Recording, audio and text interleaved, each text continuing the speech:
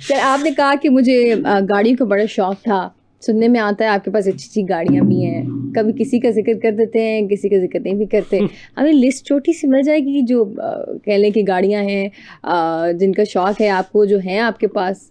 मैं आपको ये बताता हूँ कि किन गाड़ियों का मुझे शौक है। तो नहीं, वो साथ में ये भी बताया ना कि जो है आपके पास। प्राइमरली तो मुझे ना आजकल जो है वो ज़्यादा पुरानी गाड़ियों का शौक हुआ है, विंटेज। और एक है जैगुआर ई टाइप 1967 की। अब तो उसको कोई मेरे ख्याल से 60 साल हो गए हैं, लेकिन वो बड़ा क्लासिक खूबसूरत डिज़ाइन है। रोडस्टर है, उसकी कोई छत नहीं है। तो एक वो मुझे बहुत पसंद है। तो उसके साथ साथ एक और है पुरानी, एक क्लासिक बेंटले। तो वो एक बड़ी उसकी प्रोपोर्शंस अच्छी हैं। तो मैं तो आजकल क्लासिक कार्स पे थोड़ा ज़्यादा तवज्जो दे रहा था। अच्छा, देख रहा था उनको, मतलब लेने के लिए। आप क्लासिक बिल्कुल। तो गैराज में इस टाइम कितनी गाड़ियाँ होंगी? मैंने देखी नहीं, मैंने मतलब अनकाउंटेबल है। नहीं इतनी भी नहीं होंगी। नहीं फिर भी गिनने तो गिन रहे हैं थोड़ी देर में। तो इस बात इंसान चीज लेते हैं। मैंने I swear I don't know, मैं you don't know how much cars are in your garage right now? नहीं मैंने काउंट नहीं की। यानी कि बेशुमार। नहीं इतनी भी नहीं है। नहीं, अगर आपने काउंट नहीं की तो बेशुमार कह सकते हैं। नहीं 2-4 होंगी, आप देख लें। अच्छा। लेकिन देखिए आपके जो फेशियल एक्सप्रेशन है वो आपके काउंटिंग फिगर के साथ मैच नहीं कर रहे हैं। सो हम लोग कंक्लूड कर सकते हैं। चले खैर, वो तो व्यूअर्स देखे ज़्यादा बेहतर तरीके से बता सकते हैं। फादर आपके बिजनेसमैन, दादा आपके पॉलिटिशियन, कहीं ना कहीं फैमिली में कॉन्फ्लिक्ट तो आया होगा, बिकॉज डेफिनेटली आपको दोनों की लेगेसी को लेकर चलना था। So how was your childhood, how do you manage the conflict between these two fields? अच्छा सवाल है। मैं ये देखता हूँ कि मेरे वालिद जो थे primarily he was an educationist. वैसे मतलब ये कि वो उन्होंने काम किया in the field of business कोई 3-4 साल। एक लीडिंग एंटिटी है, ग्रुप है पाकिस्तान का, केमिकल्स में, फर्टिलाइज़र में, टेक्सटाइल में। तो वो उधर एक डिवीज़न को हेड कर रहे थे चेयरमैन के साथ। लेकिन ये कि उनकी जो बुनियादी तालीम थी वो इंजीनियरिंग में थी। और मेरे जो दादा थे वो भी इंजीनियर थे, उनकी भी बुनियादी तालीम इंजीनियरिंग में थी, वो सिविल इंजीनियर थे। मेरे वालिद भी सिविल इंजीनियर थे। और जो मेरे परदादा थे वो भी सिविल इंजीनियर थे। अच्छा। उन्होंने 1908 में सिविल इंजीनियरिंग की। तो वैसे तो समझे अगर आप एजुकेशन वाइज पूछें या फर्स्ट, तो उनका प्रोफेशन वो सिविल इंजीनियरिंग थी। लेकिन ये कि वालिद जो है उन्होंने देखा कि पाकिस्तान के अंदर जो है वो ऑब्वियसली यूथ को ट्रेन करना बहुत ज़रूरी है, एजुकेट करना बहुत ज़रूरी है। मेजॉरिटी पॉपुलेशन हमारी यूथ की है। तो वो फिर बिज़नेस की फील्ड से निकल के आ गए एजुकेशन में। अच्छा, मेरे जो दादा थे उन्होंने भी अपनी इंजीनियरिंग की फील्ड को प्रैक्टिस किया और एट द एज ऑफ 45 ही रिटायर्ड। और पूरे इस रीजन के लीडिंग इंजीनियर्स में उनका नाम आता था। पाकिस्तान के, बांग्लादेश के, ईरान के जो सबसे बड़े इंफ्रास्ट्रक्चर प्रोजेक्ट्स हैं, डैम्स हो गए, रोड्स एंड ब्रिजेस हो गए, उसमें उनका किरदार था। खाने काबा की तोसी को उन्होंने हेड किया था। लेकिन 45 की एज में वो भी जो है एजुकेशन और ट्रेनिंग की तरफ आ गए कि उन्होंने कहा कि हमें अपनी यूथ को बिल्ड करना है। तो ये कि मैं तो ये समझता हूँ कि मैं उसी लाइन को कंटिन्यू कर रहा हूँ एक तरीके से। तो आपने सिविल इंजीनियरशिप की जो लेगेसी थी उसको भी कंटिन्यू किया या नहीं?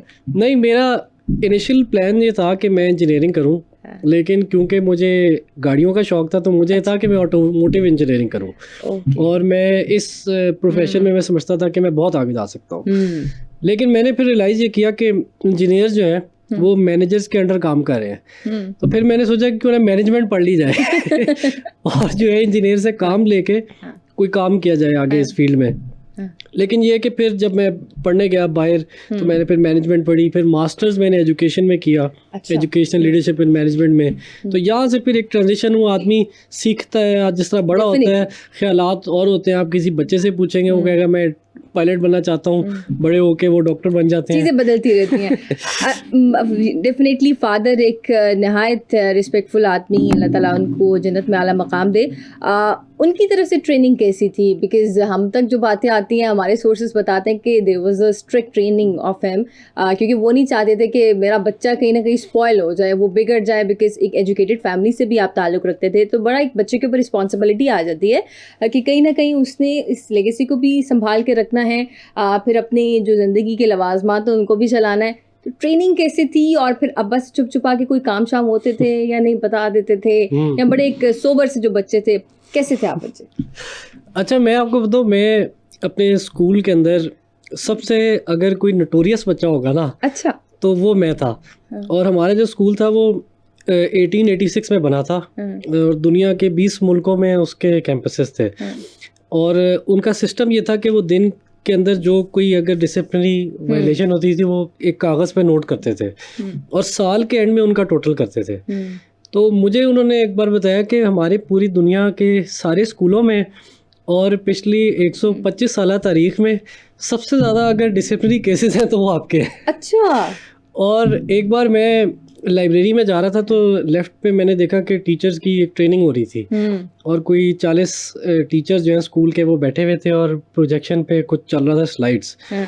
तो मैंने जब गौर से देखा तो उधर मेरी तस्वीर थी और मेरा थोड़ा सा प्रोफाइल लिखा हुआ था। अच्छा। तो वो डिस्कस ये कर रहे थे कि अगर आप इस बच्चे को हैंडल कर सकते हैं तो आप दुनिया में किसी भी बच्चे को मैनेज कर सकते हैं। तो ये है कि मैं असल में एक तो ये कि शुरू से मेरे अंदर एनर्जी बहुत थी और जो उल्टा काम होगा उसको वो मैंने करना होता था और शरारतें भी और स्पोर्ट्स भी। मैं दुनिया की हर स्पोर्ट जो है, क्रिकेट टीम का भी मैं कैप्टन था, फुटबॉल टीम का मैं कैप्टन था, जिम्नास्टिक्स हो गई, लाहौर में मैराथन हुई उसमें मैं यूथ में सेकंड आया, स्विमिंग, टेबल टेनिस हर जो स्पोर्ट थी वो मैं खेलता था।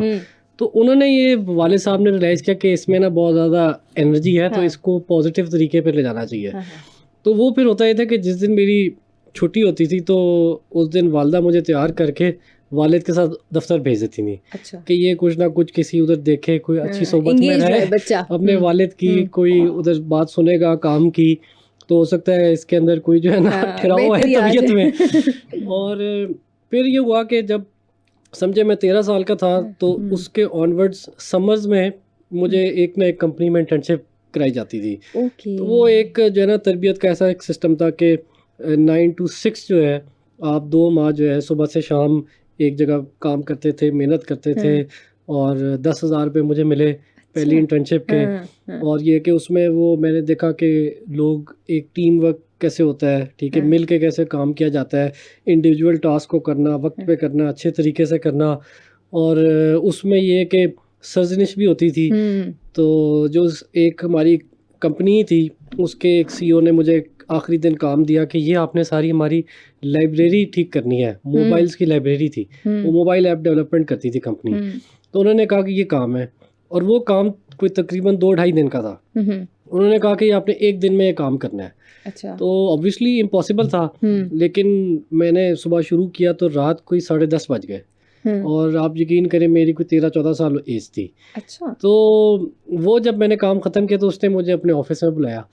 उसने कहा कि ये आपने काम तो सारा कर लिया A to Z और आपकी इंटर्नशिप भी ख़त्म हो गई है, आज आपका आखिरी दिन है, लेकिन अगर आपके वालिद का रेफरेंस ना हो तो मैं आपको इधर चपरासी भी ना रखूं। अच्छा।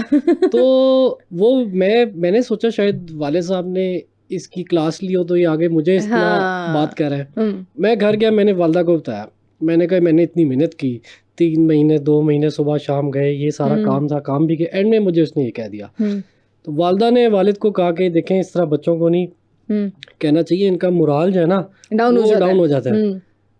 तो वालिद साहब ने कहा कि नहीं, इसने बिल्कुल ठीक कहा है, he will have to prove himself. तो ये जो है ना तरबियत, ये अगर शुरू से हो, एक एहसास हो कि आप मेहनत करना, आपको बताओ कि मेहनत करेंगे तो कुछ मिलेगा और ज़िंदगी में कुछ भी है वो खुद हासिल करेंगे, खुद कुछ करेंगे तो होगा। प्लेट पे आपको कुछ नहीं मिलेगा, बेशक आपको दुनिया जाके खजाने मिले हों, अगर आप में काबिलियत नहीं है तो आप दिनों में उसको उड़ा देंगे।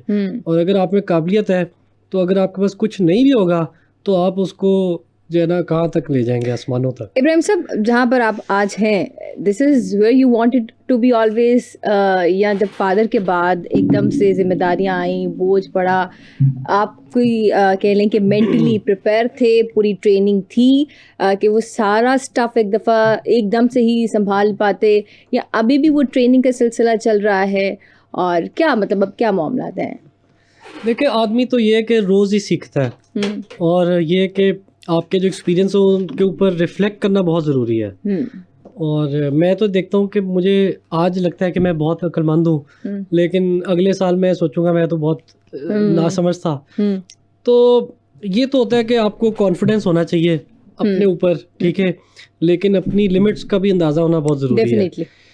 तो अल्लाह ताला लेकिन आपको किसी भी अगर मुश्किल में डालता है, आजमाइश में डालता है, किसी सिचुएशन में डालता है, तो मैं ये समझता हूँ कि अगर आप तवक्कुल करें उसकी ज़ात पे और खलूस नीयत से काम करें बिल्कुल और मेहनत करें तो आप ज़रूर जो है ना कामयाब होते हैं। डेफिनेटली ऐसे तो मैं जिस पोजीशन में आया, मेरे वालिद साहब का इंतकाल हो गया, 26 साल की उम्र थी मेरी तब, और ये है कि ऑब्वियसली एक बहुत बड़ा सानहा था आपके लिए, ऐसी कोई इररिप्लेसेबल लॉस है और ये अनइमेजिनेबल लॉस है, आप इसका तयन नहीं कर सकते, इसको आप किसी से, इसका कोई रिप्लेसमेंट नहीं है। तो ये है कि ऑब्वियसली आपको एक इफ़ेक्ट करता है। लेकिन मैंने ये सोचा था कि जो भी मामलात हैं, जिस तरह के भी हालात हैं, एक तो ये कि अल्लाह ताला पे यकीन होना बड़ा ज़रूरी है। वो आपको जो है ना हर मुश्किल से निकालता है और वो आपको सब्र भी देता है और आपको अगर इस्तिताअत भी चाहिए मज़ीद, वो भी आपको वो देता है, हिकमत भी आपको देगा। और ये है कि वो अल्लाह ताला में अगर यकीन रखें तो आप हर जो है ना मुसीबत से, हर ट्रायल से निकल सकते हैं। ये मेरा ईमान है। तो ये है कि वो मैंने थोड़ा सा, मुझे लगता है कि ईमान की वजह से जो है ना मैं जो दुनिया में, ज़िंदगी में मुझे बड़े से बड़े चैलेंजेस आए तो वो मैंने जो है ना कर दिए क्रॉस।